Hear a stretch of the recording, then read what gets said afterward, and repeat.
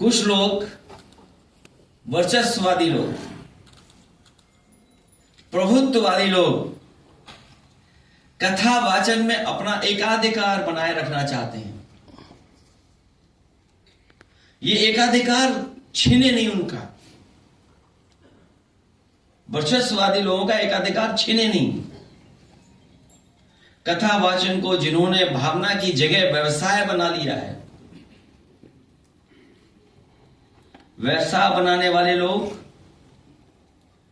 हमारे इटावा कथा वाचन पीढ़ी अपमान कांड उन्हीं कुछ प्रभुत्ववादी और वर्चस्ववादी की वजह से घटित हुआ है। अगर पीड़ित समाज के इन लोगों को इतना ही परहेज है तो घोषित कर दें कि परंपरागत रूप से कथा कहने वाले वर्चस्ववादी पीड़ित समाज द्वारा दिया गया चढ़ावा, चंदा, दान, दक्षिणा कभी स्वीकार नहीं करेंगे। और अगर एकाधिकार ही आपको लाना है तो समय समय पर आप बहुत दावा करते हैं कि 370 खत्म किया है, तो देश में आप कानून ले आओ कि कथा वाचन का काम और एकाधिकार के लिए कानून ले आइए कि आप ही कह सकते हो और कोई दूसरा नहीं कह सकता।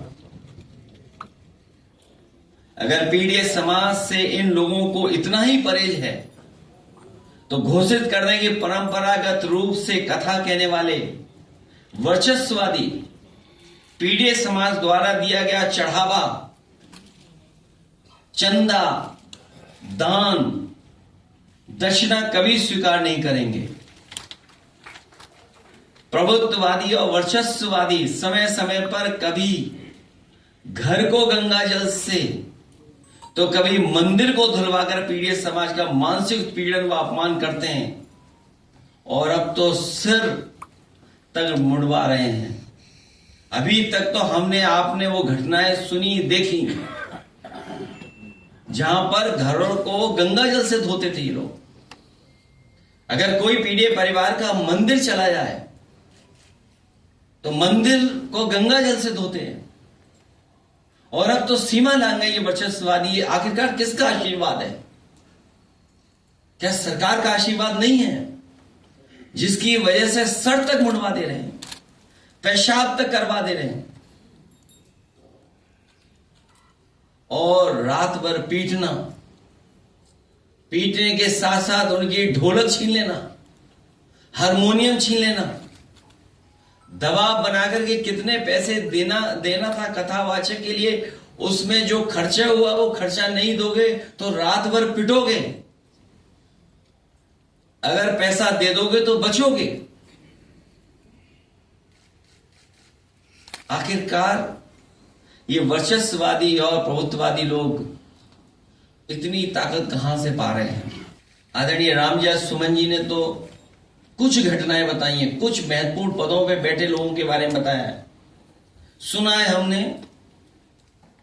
कि देश की सर्वोच्च सीट पर बैठने वाले के साथ भी कभी अपमान हुआ है। देश के राष्ट्रपति भी हे दृष्टि का सामना कर चुके हैं।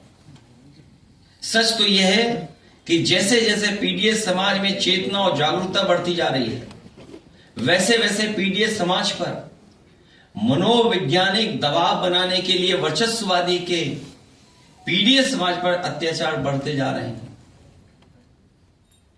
जो पाल समाज की बेटी के साथ अन्याय हुआ, अगर उसके परिवार के लोग खड़े हो गए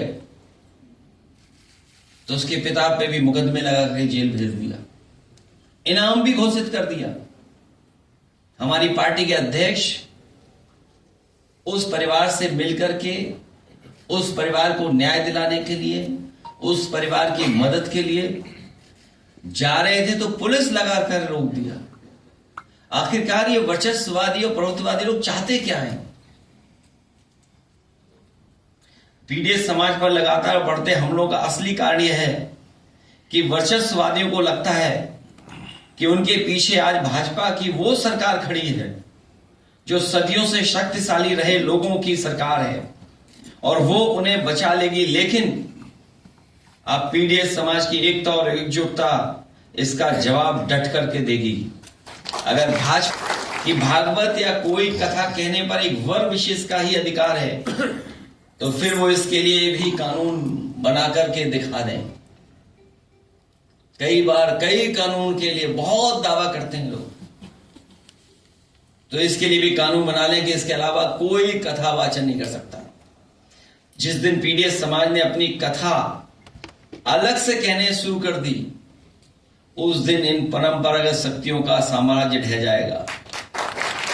और मैं तो एक ही बात कहूंगा, भाजपा जाए तो हम सबको चैन आएगा। और घटनाएं कोई एक दो नहीं है। सुल्तानपुर में महेंद्र प्रताप मौर्य जी एडवर्ड को गोली मार करके मार दिया गया।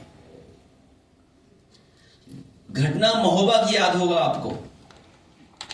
पिछले महीने की बात है, मैं यहां नहीं था, मैं बाहर था, लेकिन हमारे लोग पहुंचे और परिवार की मदद करने के लिए आए थे।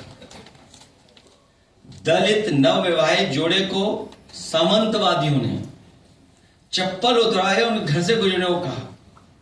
जब उन्होंने मना किया तो दूल्हे को, उसके परिवार को और नवविवाहिता को बुरी तरह मारा गया। क्या ये कोई कल्पना कर सकता आज के समय पर जब हम विश्व गुरु बनना चाहते हैं?